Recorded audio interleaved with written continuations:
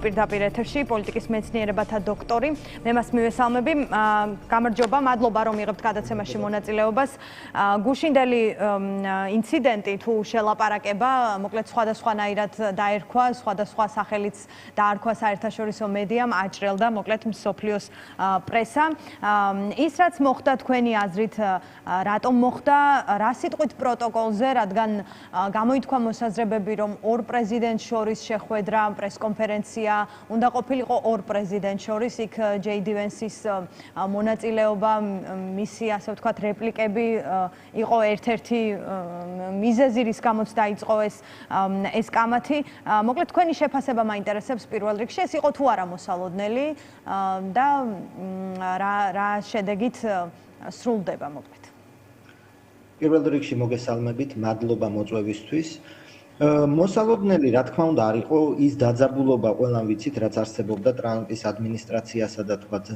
უკრაინის ხელისუფლებას შორის თუმცა არავინ არ მოელოდა ასეთ საჯარო ესკალაციას და აქ რამდენიმე მიზეზი არსებობს ხო პირველი თვითონ პროტოკოლი კი ბატონო დელეგაციები თქვათ ვიცე-პრეზიდენტიც ესწრება იქ რუბიოც იჯდა თავდაცვის მინისტრიც იჯდა თუმცა უჩვეულოა როდესაც როგორც წესი ამ ოვალურ ოფისში ეს ხელის ჩამორთმევის ცერემონიალზე რო უშვებენ ჟურნალისტებს 5-10 წუთი უშვებენ, გადაიღებენ ეს ჟურნალისტები და მერე პრესკონფერენციის დროს ხდება კითხვები. ტრამპის რაც ტრამპი მოვიდა, ეს ტრამპს ეგეთი სტილი აქვს, რომ ამ ოვალურ ოფისშიც პასუხობს შეკითხვებს და ეს გაგრძელდა 50 წუთი. ხო, ჯერ შეხვედრა დაწყებულიც არ იყო და 50 წუთი ის პასუხობდა ჟურნალისტებს. შესაბამისად ეს ნამდვილად უჩვეულოა. ამ 50 წუთიდან ბოლო 10 წუთია უკვე როდესაც ჯეიდი ვენსსა და ზელენსკის შორის იწყება ეს ვერბალური ესკალაცია, რომელიც მიგვიყვანა იმ სცენამდე, რაც თელმა მსოფლიომ ნახა.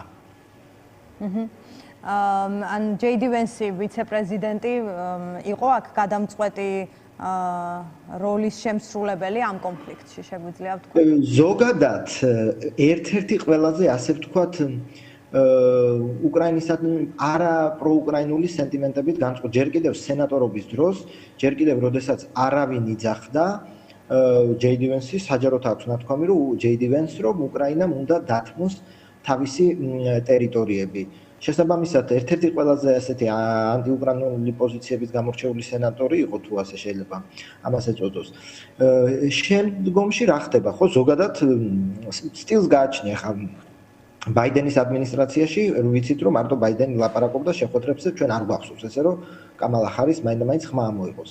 ტრამპს სხვა სტილი აქვს. ტრამპი ესე ვთქვათ თავის მრჩევლებს თუ თავის უახლოეს გამორემოცვას ეყრდნობა და აქ უკვე აქამდე მივედით რომ ჯეიდი ვენსმა უთხრა ის რაც უთხრა და აქ უკვე რა თქმა უნდა ესეც უნდა აღინიშნოს რომ ალბათ უკრაინის პრეზიდენტსაც იქ იმ რეპლიკის პასუხად რომ რა დემოკრატიაზე მელაპარაკები და ამას რაც მოყვა როგორც ვნახეთ ალბათ ესეც არ უნდა ყოფილიყო და ზოგადად ალბათ თარჯიმანი რო გამოეყენებინა და თარჯიმანით ელაპარაკა ალბათ უფრო შეხვედრა სხვანაირად წარიმართებოდა იმიტომ რომ ხო თარგმანის დროს მეტი დრო გაქვს მოსაფიქრებლად და თან ასე თქვათ ვერბალური ესკალაცია ასეთ ტემპერატურაზე არ აიწევს. შესაბამისად ბევრი ფაქტორი იყო რომელმაც მიგვიყვანა იმ არასასურველ სცენამდე რომელიც გუშინ თელმა მსოფლიომ იხილა.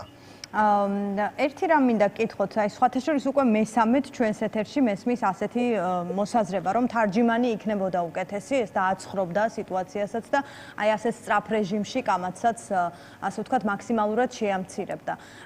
ანუ ჩვენ შეგვიძლია ვთქვათ, რომ ზელენსკის პასუხები თუ მისი ნაკლები დიპლომატია, ანუ ორივე მხრიდან ნაკლები დიპლომატია იყო პრობლემა გუშინ? იცით როგორ არის?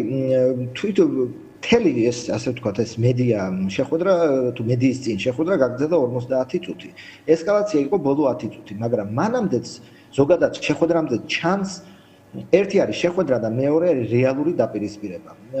როგორც ჩანს ტრამპს უნდა ასე ვთქვათ ომის დასრულება თუ ცეცხლის შეწყვეტა, ხოლო ზელენსკი ითხოვს უსაფრთხოების გარანტიებს და არ არის თანახმა ცეცხლის შეწყვეტაზე უსაფრთხოების გარანტიების გარეშე. ეს თქვათ ასე ვთქვათ ჭკალებში ამ შეხვედრაზეც ამოხეთქა. მაგრამ ამ შეხვედრაზე გარდა იმისა, რომ არსობრივი დაპირისპირება უკვე იყო, ასე ვთქვათ, ის დაპირისპირებაც, რომ კი ბატონო, რომ ეს პასუხები, რომ ჯეიდი ვენსმა რო უთხრა, რომ მე ვცდილობ ომი დავასრულოთ, ჩვენ ვცდილობთ ომი დავასრულოთ, მე ეს თქვათ რეპლიკა რომ მადლობა არ გითქვეს ეს უმადურები პირდაპირ უთხრა ხო ჯეიდი მესმა და ახლა უმადურები ხართ ეს სრულიად გაუგონარი განცხადება ან ესე პირდაპირ ამ განცხადებების კეთება აქედან მხრიდან იყო ესე ვთქვათ ფუჭი მცდელობა ასე ვთქვათ მორალის შემოტანის როცა უკვე ცხადია რომ ტრამპის ადმინისტრაციისთვის მთავარია ასე ვთქვათ ეს ტრანზაქციული ურთიერთობები საერთაშორისო პოლიტიკაში რომ ვთქვათ ამერიკას რა ხელი უხეშად რო ვთქვათ და როდესაც ცდილობს შემოიტანო აქ მორალური არგუმენტი რომ რუსეთმა პირველმა გვესროლა და ყველა შეხვედრის დაარღვია და როგორ შეიძლება ვთქვათ აქ დიპლომატიაზე მელაპარაკო ისედაც უკვე დაპირისპირებულ ურთიერთობაში ეს კიდევ სხვა ზარები წარმოჩინდა. რო დაუბრუნდეთ ამ თარჯიმანის საკითხს, კი ბატონო, გავიხსენოთ იაპონიის პრემიერ-მინისტრთან ტრამპის შეხვედრა, როცა იქ თარჯიმა არ ვიცი ახლა ლაპარაკობს თუ არა იაპონიის პრემიერ-მინისტრი ინგლისურად, მაგრამ მას კითხეს, რომ რას აპირებთ, თქვათ ტრამპი თუ იაპონიას ტარიფებს დაუწესებთ. იქ რა თქმა უნდა ჯერ თარჯიმანმა თარგმნა და მე პასუხი იყო ძალიან ზომიერი, ჩვენ ჰიპოთეტურ საკითხებზე პასუხს ავცემთ. მორჩა და გათავდა. შესაბამისად ის რომ თავადაც ინგლისურად ლაპარაკობდა, რამაც ხელი შეუწყო, ასე ვთქვათ, ამ გადაძახილ გადმოძახილს, იმიტომ რომ თარჯმანი რო ყოფილიყო, სანამ გადათარგმნა და გადმოთარგმნა, რა თქმა უნდა, ეს დააცხრობდა, დაწევდა ოთახში. შესაბამისად, რა თქმა უნდა, ჩემი აზრით, მარტო თარჯმანში არ არის საქმე, მაგრამ კონკრეტულ ამ თქვათ ვერბალურ დაპირისპირებაში თარჯმანი რა თქმა უნდა განმოხტველ როლს შეასრულებდა.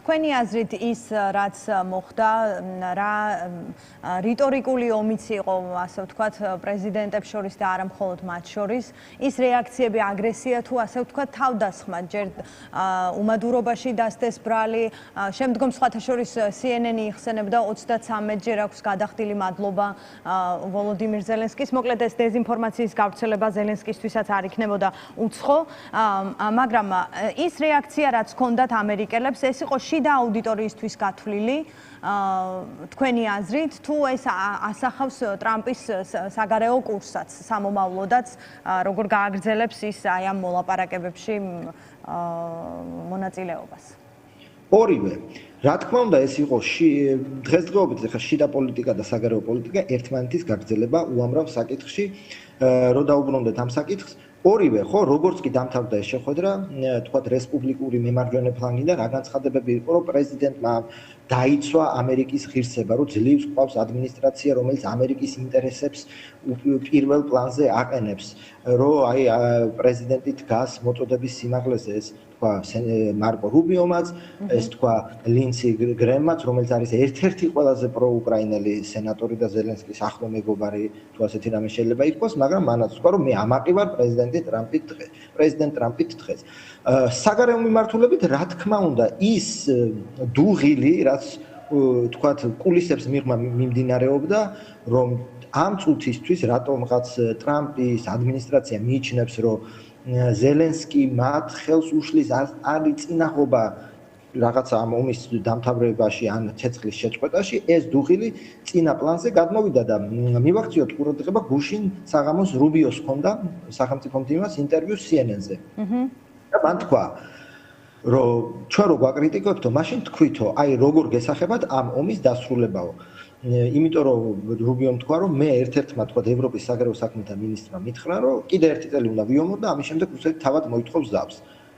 მან თქვა რომ ეს ამერიკის ადმინისტრაციისთვის არის წარმოუდგენელი და რეალურად თქვა ტრამპის ადმინისტრაციის მიდგომა არის რომ ეს არის გამოფიტვის ომი და სისხლისღვრა რომელიც არის დასამთავრებელი უმოკლეს დროში რაც ნიშნავს რა თქმა უნდა რომ უკრაინას მოუწევს დე ფაქტო დე იურე თქვა და არა მაგრამ დე ფაქტო ტერიტორიული კომპრომისები და ამერიკა ამავდროულად ჯერჯერობით და ალბათ ეს არ შეიძლება კატეგორიულ ვარზეა უსაფრთხოების გარანტიების მიცემის რაც თავარი ერთ-ერთი საკითხი ეს იყო ხო ხა მინერალების ხელშეკრულება როგორც უსაფრთხოების გარანტია კი ბატონო რომ იქ ჩემი ეკონომიკური ინტერესია და იქ რუსეთი არ შემოვა მაგრამ ესეც ხო ეფემერულია ეს მინერალების შეთანხმება როგორც უსაფრთხოების გარანტია მაგრამ ამერიკა არ არის მზად და ვიყოთ სამართლიანი რომ არც ბაიდენი არ იყო მზად არც უკრაინის ნატოში მიღების და არც რაიმე ხელშესახები კონკრეტული უსაფრთხოების მგონი ბაიდენი და წინა ადმინისტრაციას ასე ღიად ყოველ შემთხვევაში ხშირად არ უთქვამს რომ ამ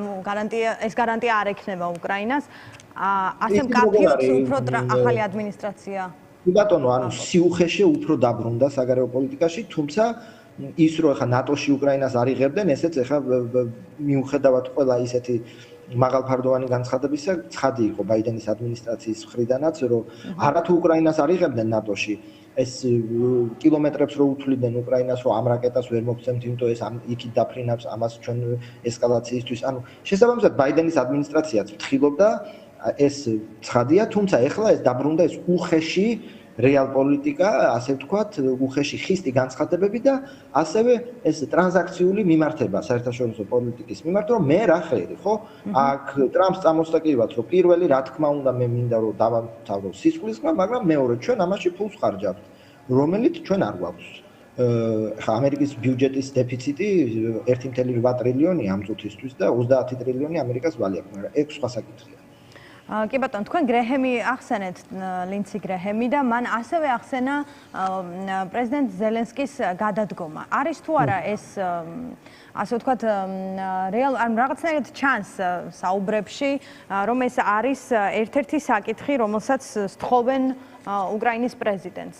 მე მინდა გკითხოთ, უკრაინას ზოგადად აი ამ ყველაფრის შემდეგ რა გზები რჩება? მას როგორ შეუძლია ეს რაღაც დისტანცია, რომელიც გაჩნდა ამერიკასთან, ასე ვთქვათ, და შეარბილოს, შეახორცოს, ასევე ალტერნატივები იპოვოს და გადადგომა არის თუ არა კიდევ ერთი გზა, რომელსაც მას სთავაზობენ, როგორც ჩანს.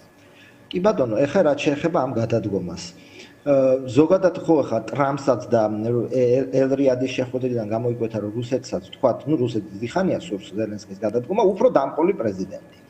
რა თქმა უნდა, ახლა უფრო დამყოლი პრეზიდენტი შეიძლება სურდეს ამერიკასაც და რუსეთსაც, მაგრამ აქ არ უნდა დაგვავიწყდეს ერთი რამე, რომ საზოგადოებრივი აზრი თვითონ უკრაინაში ვერანაირი დამყოლი პრეზიდენტი რაღაც წითელ ხაზებს ვერ გადააბიჯებს. სხვათა შორის რუსეთში დიქტატურებშიც არის რაღაცა დონის საზოგადოებრივი აზრი და ახლა თქვათ რაღაცებს თქვათ პუტინიც ვერ გადააბიჯებს.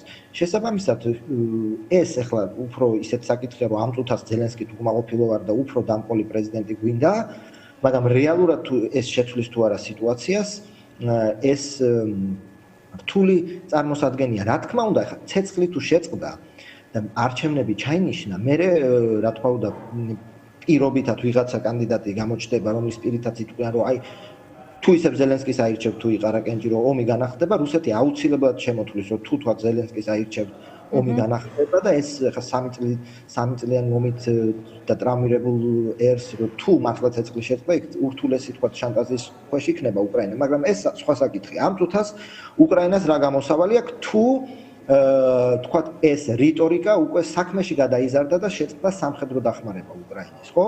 ამერიკის მხრიდან. პირველ რიგში უნდა აღინიშნოს, რომ მიუხედავად იმისა, რომ ევროპას ჰუმანიტარული დახმარება მეტი აქვს გაწეული უკრაინისთვის, ამერიკას მეტი სამხედრო დახმარება აქვს გაწეული და რაც თავარია, ჯერჯერობით ჩაუნაცვლებელი ამერიკის სამხედრო დახმარება მრავალი მიზეზის გამო. ნუ პირველი, რა თქმა უნდა, ის რომ ყველაზე მეცადვის, მაგრამ მეორე, ის ევროპული ქვეყნებიც, რომელიც უკრაინას ეხმარებიან, ამას აკეთებენ ამერიკის ზურგით, იმიტომ იციან, რომ ამერიკის ზურგი აქვს, შესაბამისად უფრო თავისუფლად ცლიან საკუთარ სამხედრო, თქვათ, მარაგებს და ამ იარაღს აძლევენ უკრაინას. თუ შეწყდა დახმარება და ასე ვთქვათ, ევროპას დაეკისრა მეტი პასუხისგებლობა და ამერიკის ზურგი მოიხსნა უკვე ამ ევროპულ სახელმწიფოებს, უკვე ორჯერ მეტი საფიქრალი ექნება, რომ ერთი რა მიცენ უკრაინას და მეორე უკვე თუ ამერიკის ზურგი არ არის, თავისი უსაფრთხოების გამოწვევები ჩდება და მეორე საკითხი, ხო, გვესმის, რომ თქვათ ევროპა შეიძლება თუ არა ევროპამ ჩაანაცვლოს ამერიკა სამხედრო კუთხით. ჯერჯერობით თვითონ ევროპაშიც ამერიკა სამხედრო თვალსაზრისით ჯერჯერობით ჩაუნაცვლებელია მარტივი მიზეზის გამო.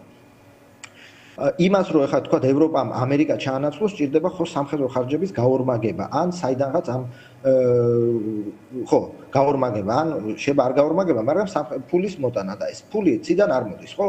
ან ვალი უნდა აიღოს ამ ევროპულმა სახელმწიფოებმა, ან გადასახადები გაზარდოს, ან სოციალურ ხარჯებს მოაკლოს ეს ფული და ეს ურთულესი პრობლემაა ყველა ევროპულ ქვეყანაში, ხო? გერმანიაში ვალის აღების გამო მთავრობა დაიშალა და ეხლა ამ კოალიციის მოლაპარაკებებში ურთულესი საკითხია, ხო? რამდენ ვალის აღების უფლებას მიიღებს ფრიდრიხ ღმერთი. მეორე საკითხი ხო რომ ამ თვითონ ამ ქვეყნების შიდა პოლიტიკაში ამ რემილიტარიზაცია გამოიწვევს თუ არა ულტრამემარჯვენე ძალების გაძლიერებას და მესამე ხო თუ მოუწევთ სოციალური ხარჯების შემცირება იმ მოტივით რომ გაზარდონ სამხედრო ხარჯები ეს უკვე შიდა უკმაყოფილებას არა მარტო ულტრამემარჯვენეების, ხო ულტრამემარცხენეების გაძლიერებს. ამიტომ რო ასე იოლი იყოს, ხო, თქვა ევროპის რემილიტარიზაცია ერთი და მეორე ევროპის მიერ უკრაინისთვის სამხედრო დახმარების გაორმაგება, ეს აქამდე მოხდებოდა, ხო, ეს ყლადაღებული მილიონი ჭურვი, რომელიც დაუგვიანეს, მაგრამ მიცეს, თქვა ზელენსკის ამ დროს რუსეთის 3 მილიონ ჭურვს აწარმოებს წელიწადში. ამ კუთხით ურთულესი გამოწვევის წინაშე დგას როგორც უკრაინა, ასევე ევროპა. რა თქმა უნდა, შეიძლება რაღაცა ძალები მოაბილიზოს ევროპა, მაგრამ ჯერჯერობით ვიყოთ რეალისტები. ამერიკის სამხედრო დახმარება უკრაინისთვის და ამერიკის სამხედრო ფარი ევროპისთვის ჯერჯერობით ჩაუნაცვლებელია. ეს ხო თქვა იქაც თეთრი სახლის შეხვედრის დროსაც იყო, ხო, რომ ზელენსკიმ უთხრა, რომ თუ უკრაინა დაეცა, შემდეგ ითქვა ევროპა, მაგრამ თქვენს მოგადგებათ. ასე ტრამპის საკითხი იყო, რომ შენ არ იცი რა მოხდება. აქაც ახლა რიტორიკაა, იმიტომ რომ სახელმწიფო რომელიც მერვე თვეა კურსკის ოლქის დაკავებას ვერ ცდილობს, ახლა ლაპარაკი რომ შევა ამერიკას თავს დაესხას, ცოტა რთული წარმოსადგენია ალბათ ტრამპის ადმინისტრაციის. დიახ. კი ბატონო, კეთილი, მადლობა. მადლობა გიორგი ხატიაშვილს, მე მას დავემშვიდობები, პოლიტიკის მეცნიერებათა დოქტორი იყო ჩვენი გადაცემის სტუმარი. დღის ამბები ამით დასრულებულია, თქვენ ნოდარ მელაძის შაბათი